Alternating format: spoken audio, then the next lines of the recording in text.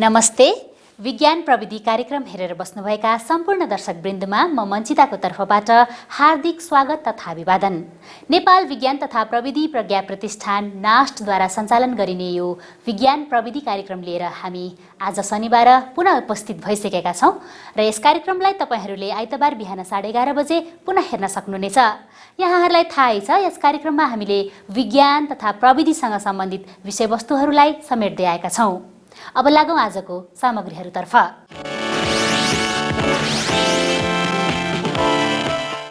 विक्रम सम्वत 2070 सालदेखि हरेक वर्ष आश्विन 1 गतेलाई राष्ट्रिय विज्ञान दिवसका रूपमा मनाइँदै आएको छ। सोही क्रममा यस वर्ष 9औं राष्ट्रिय विज्ञान दिवस सप्ताहव्यापी रूपमा मनाइँदैछ। यही उपलक्ष्यमा नास्टका उपकुलपति डाक्टर सुनिल बाबु श्रेष्ठले दिनुभएको शुभकामना सन्देश प्रस्तुत गर्दैछौँ।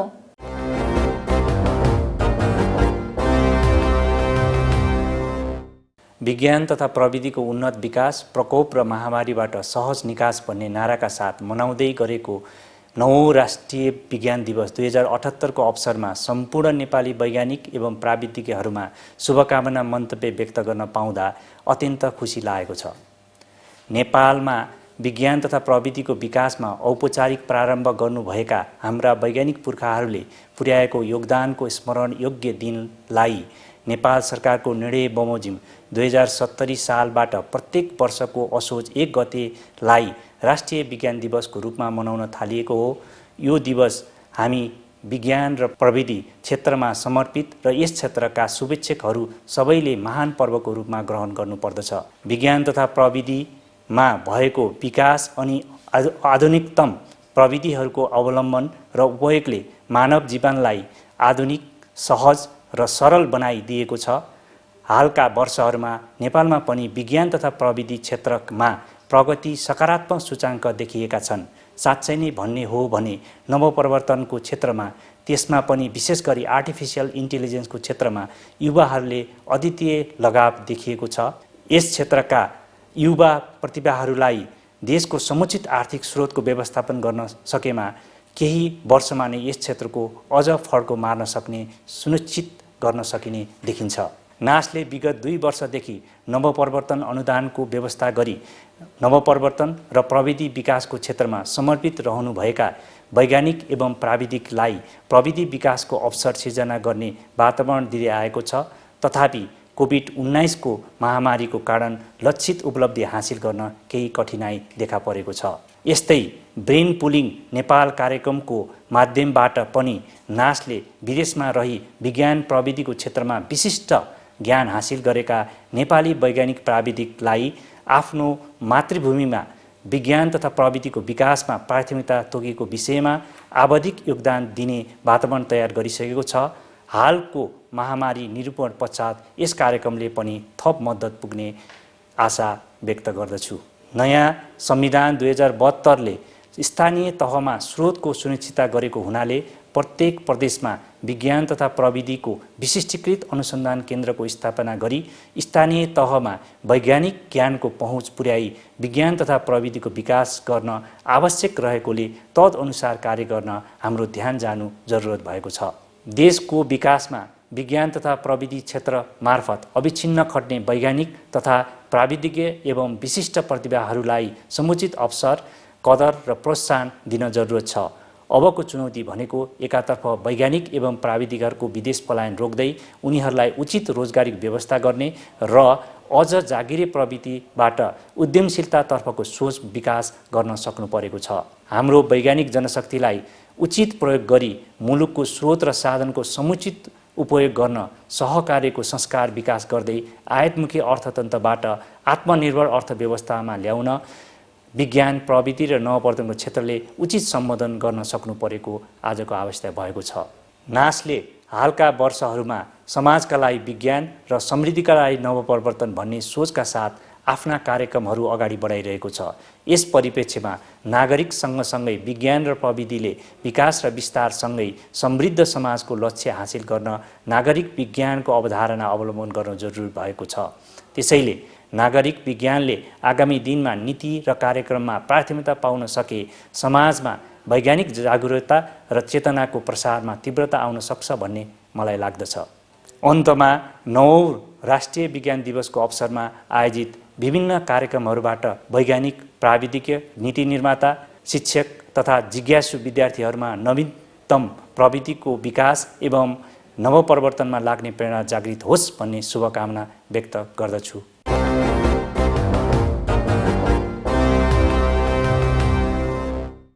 नास्टका उपकुलपति डाक्टर सुनिल बाबु श्रेष्ठज्यूको यो शुभकामना सन्देशपछि हरेक वर्ष फरक फरक नारामा केन्द्रित रहेर सप्ताहव्यापी रूपमा मनाइँदै आएको राष्ट्रिय विज्ञान दिवसको यस वर्ष अर्थात् विक्रम सम्वत 2078 को नारा विज्ञान तथा प्रविधिको उन्नत विकास, प्रकोप र महामारीबाट सहज निकास रहेको छ।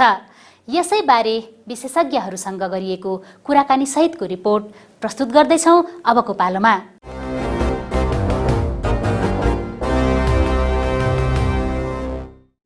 हाम्रो जस्तो विकासोन्मुख मुलुकको उत्थानका लागि विज्ञान तथा प्रविधिको तीव्र विकास अपरिहार्य छ भन्ने कुरामा कसैको पनि दुई मत नहोला।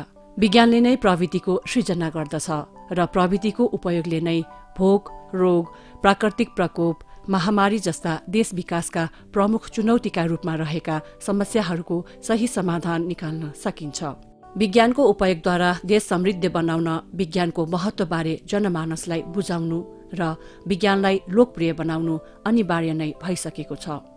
यिनै कुराहरूलाई मनन गर्दै विज्ञान तथा प्रविधिका क्षेत्रमा सम्पूर्ण नेपालीको सहभागिता होस् र राष्ट्र निर्माणमा यसको धेरैभन्दा धेरै उपयोग गर्न सकियोस् भन्ने उद्देश्यका साथ विक्रम सम्वत 2070 आश्विन 1 गतेदेखि राष्ट्रिय विज्ञान दिवस मनाइँदै आइएको छ।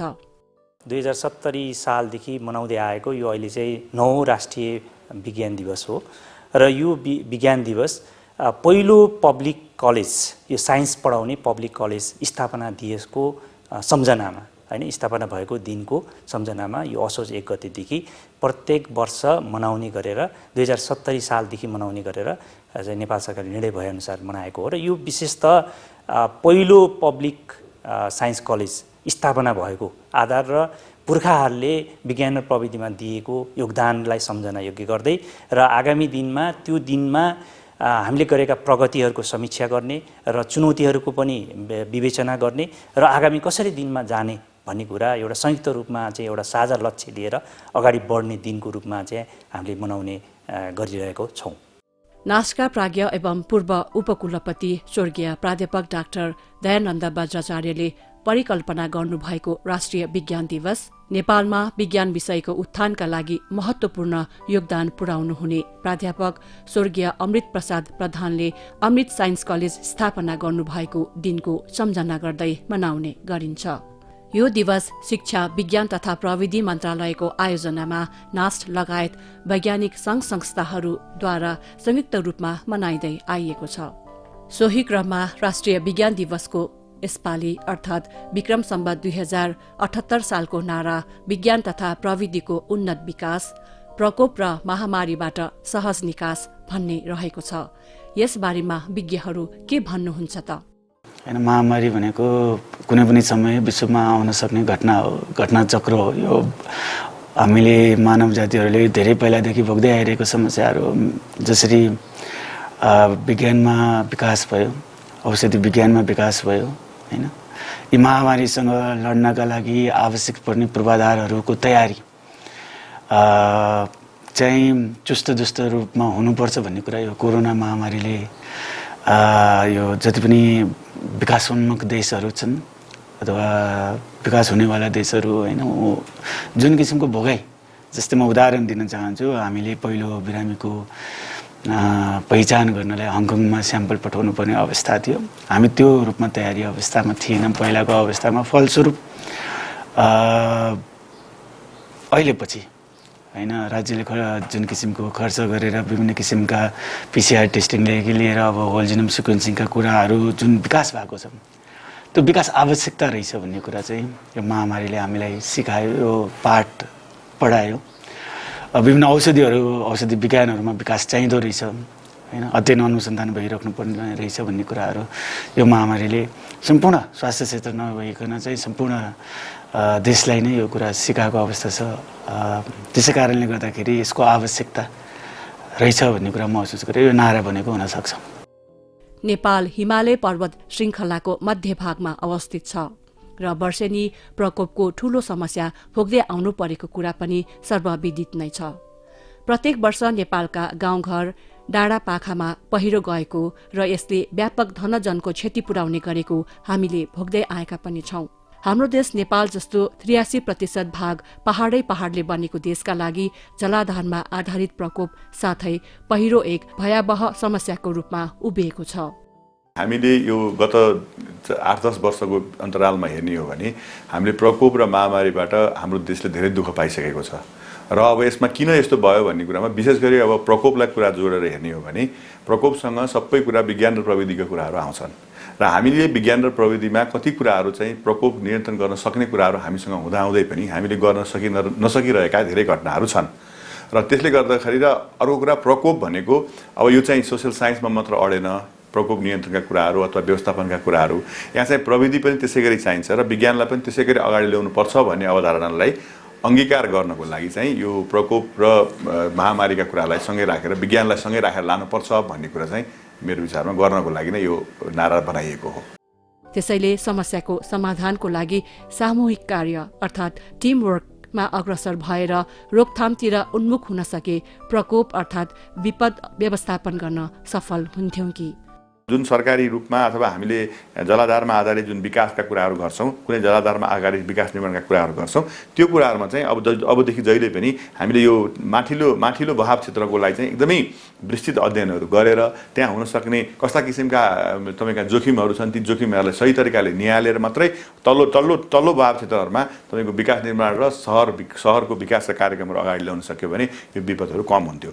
अनि अर्को कुरा मानव सृजित केसमा तपाईलाई मैले अघि जोडेको कुरा चाहिँ के छ भने जस्तो हामीले अब जुन सडक बनाउने कामहरू गरिरहेका छौं, विशेष गरी स्थानीय लेभलबाट स्थानीय तहमा जुन किसिमको सडक बनाउने काम भइरहेको छ, अब त्यसलाई चाहिँ हामीले एकदमै कडी कडाउका साथ हामीले नियमन गर्नुपर्छ। म त भन्छु त्यसलाई एकदमै यो यसपालिको बजेटमै रोक्नु पर्थ्यो के, अब चाहिँ गर्नु हुँदैन भनेर। के गर्नु पर्यो भने अब हामीले स्थानीय तहमा अब यो सडक बनाउने कामलाई ठ्याक्कै रोकेर जति बनेका सडकहरू छन् ती सडकहरूलाई राम्रोसँग मिलाउनतिर लाग्नु पर्यो। त्यसलाई के गरी सुरक्षित बनाउन सकिन्छ र त्यसमा पानीको बहावहरूलाई कसरी सुरक्षित पार्न सकिन्छ, यस्ता सबै कुराहरू त्यहाँ चाहिँ मैले भने जस्तै साइन्स र विज्ञान र तपाईको इन्जिनियरिङका सबै कुराहरूलाई त्यहाँ लिएर आएर अनिखेरि त्यो सडकहरूको सही तरिकाको प्रयोग गर्न जानिसकेपछि अथवा सुरु गर्न सकिसकेपछि मात्र अब हामीले नयाँ कार्यक्रमहरू लिएर आउनुपर्छ।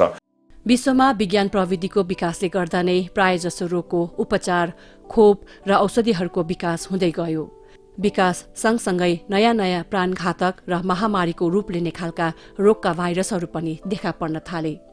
यसै क्रममा सन् 2019 को डिसेम्बर 12 मा देखिएको कोरोना परिवारको नयाँ प्रजातिको भाइरस कोभिड-19 कोरोना भाइरस पनि एक हो। कोरोना भाइरस परिवारमा पनि विभिन्न समयमा नयाँ प्रजातिहरू सार्स कोरोना भाइरस सन् 2003 को फेब्रुअरीमा, मर्स कोरोना भाइरस सन् 2012 मा, कोभ-1 आदि देखा पर्दै हाल कोभिड-19 अर्थात् सार्स कोभ-2 भाइरसको महामारी देखा परेको छ। हाल उक्त भाइरस म्युटेसन अर्थात् उत्परिवर्तन भन्नाले आनुवंशिक संरचनामा हुने परिवर्तन हुँदै कोरोना भाइरसको नयाँ प्रजातिले विभिन्न देशहरू लगायत नेपाललाई पनि संकटमा पारेको छ। यस किसिमको समस्याको समाधानबारे विशेषज्ञ के भन्नुहुन्छ त? सबैभन्दा मुख्य कुरा चाहिँ कोरोना भाइरसबाट बच्नुको एउटै मात्र उपाय भनेको खोपको सर्वसुलभता हो। सरकार स्वास्थ्य मन्त्रालयले यसको सर्वसुलभता गराउँदैछ हैन। धेरै करोडौं व्यक्तिहरूले खोप लगाइसकेको कुरा त हामीले न्युजमा पढेकै छौं हैन। यसको वृहत अभियान चलिरहेको अवस्था छ। पहिलो कुरा खोप हो। दोस्रो कुरा चाहिँ अब आउने दिनहरूमा यसको प्रकृति कस्तो हुन्छ हैन। अहिलेको अवस्थामा खोप लगाएका व्यक्तिहरू संक्रमित भइरहेका विभिन्न घटनाहरू बाहिर आइरहेको अवस्थामा जुन मापदण्डहरू छ, मास्क लगाउने, दूरी कायम गर्ने, यी कुराहरूलाई चाहिँ व्यवहारमा उतार्न बिल्कुलै जरुरी छ। यसलाई चाहिँ आउँदा दिनहरूमा हाम्रो दैनिकीमा उतार्न जरुरी छ।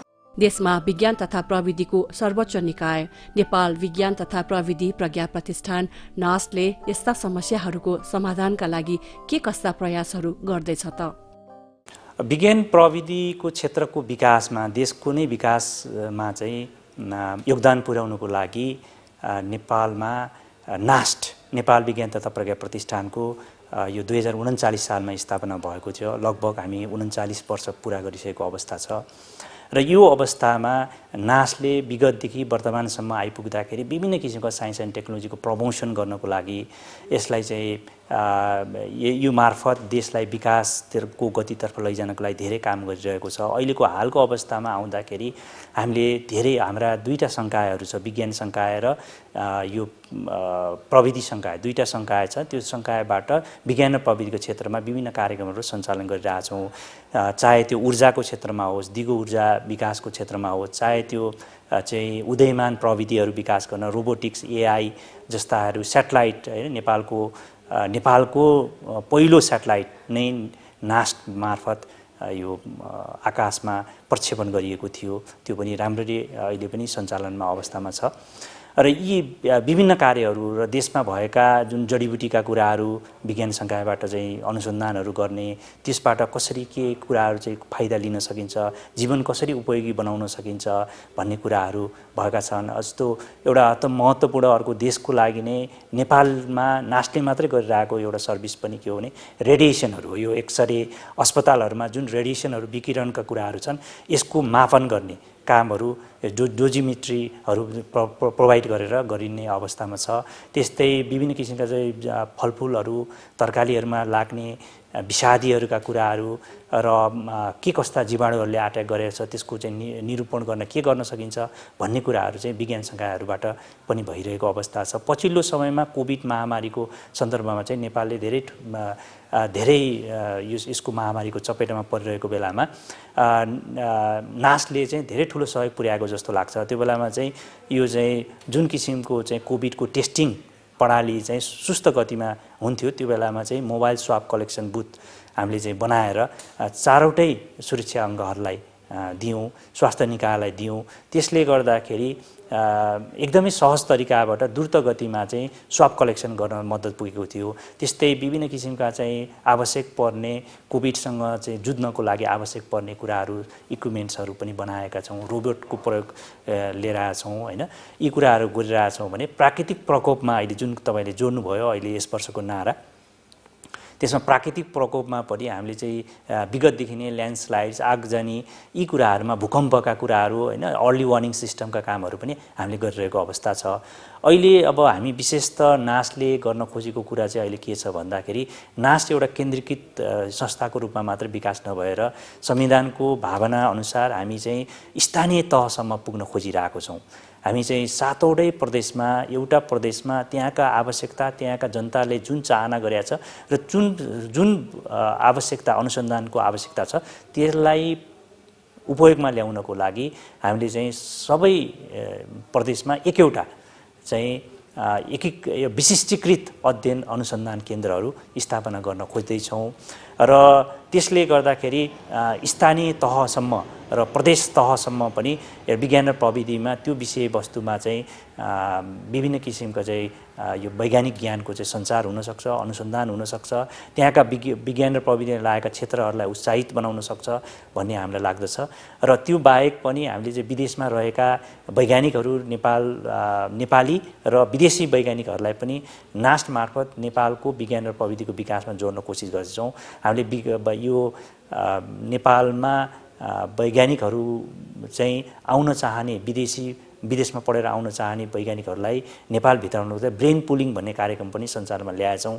त्यस्तै विदेशमा बसी पनि नेपालमा सहयोग पुर्याउनको लागि पनि उहाँहरूलाई चाहिँ दुईटा अर्को उपाय पनि दिएको छौँ ब्रेन पुलिङ मार्फतै, कार्यक्रम मार्फत। एउटा चाहिँ एसोसिएट नास्ट फेलो भनेर 40 वर्ष उमेरभन्दा कमकोलाई एसोसिएट नास्ट फेलोको रूपमा र 40 वर्षभन्दा बढी तर एकदम विशिष्टीकृत अनुसन्धान गर्नुभएका उत्कृष्ट विज्ञान र प्रविधि क्षेत्रका काम गरिरहनु, योगदान पुर्याइरहनु भएकालाई हामीले चाहिँ एमिनेन्ट नास्ट फेलोको रूपमा पनि हामीले फेलोसिप दिएर उहाँहरूसँग चाहिँ सम्बन्ध जोडेर उहाँहरू मार्फत विज्ञान र प्रविधिको विकास चाहिँ गर्नलाई चाहिँ योगदान पुर्याउन खोजिरहेको छौँ।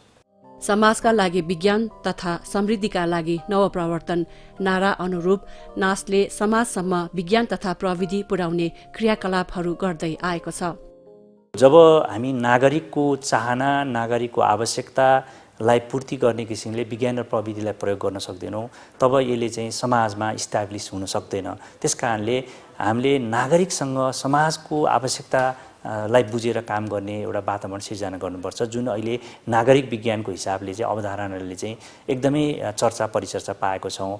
यो हिसाबले चाहिँ हामी अगाडि बढ्न खोजिरहेको छौँ र यसको लागि हामीले विभिन्न किसिमका कार्यक्रमहरू सञ्चालन गरिरहेको छौँ, जस्तो वैज्ञानिक गाउँ कार्यक्रम, हाम्रो खाद्य हरियाली सहरको कार्यक्रमहरू सञ्चालन गरेका छौँ। एउटा एउटा सिम्पल उदाहरण के दिन चाहन्छु भन्दाखेरि हामीले एउटा वैज्ञानिक गाउँ एउटा सिरानचोक गाउँपालिकामा, गोर्खाको सिरानचोक गाउँपालिकामा हामीले चाहिँ वैज्ञानिक गाउँ स्थापना गर्न, च्याउको विकास गर्नको लागि, च्याउको बिउ उत्पादन गर्नको लागि त्यहाँका नागरिकहरूसँग सँगसँगै मिलेर काम गर्ने स्थानीय निकायसँग सहकार्य गरेर इस्टाब्लिस गरेका छौँ। उहाँहरूले त्यही अवसरमा के भन्नुभयो भने त्यो गाउँमा एउटा बुटी भन्ने एउटा वनस्पति लोप हुने अवस्थामा रहेको छ, जुन चाहिँ बुटी चाहिँ त्यहाँ स्थानीय निकायमा चाहिँ स्थानीय तहमा सिरानचोक गाउँपालिकामा चाहिँ तपाईको मर्चा, यो रक्सी बनाउन स्थानीय तहमा रक्सी बनाउन मर्चाको रूपमा चाहिँ बनाउनको लागि प्रयोगमा ल्याउने रहेछ। तर त्यो अत्याधिक प्रयोग भएको र त्यसको अनुसन्धान नभएको, त्यसको चाहिँ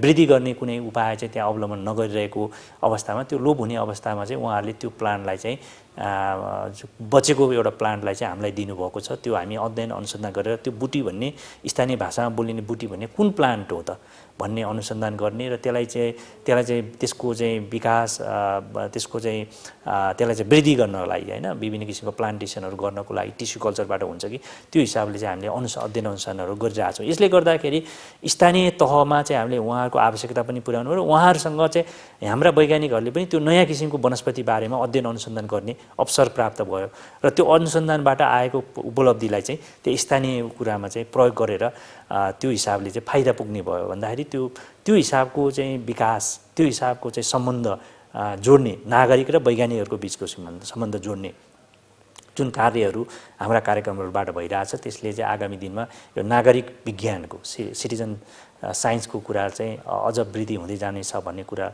मलाई लाग्दछ।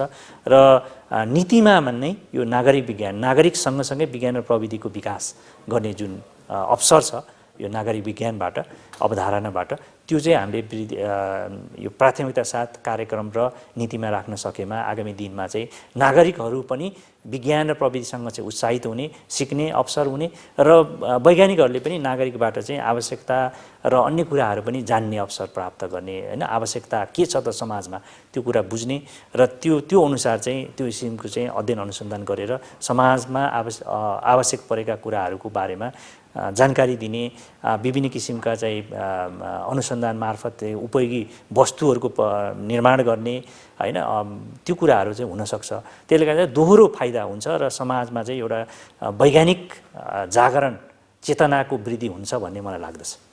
यसरी नागरिक विज्ञान अर्थात् सिटिजन साइन्सको अवधारणाले समाजमा विद्यमान समस्याहरू बुझ्न र सोही अनुरूप अध्ययन अनुसन्धान अगाडि बढाउन ठूलो टेवा पुग्ने अपेक्षा गर्न सकिन्छ।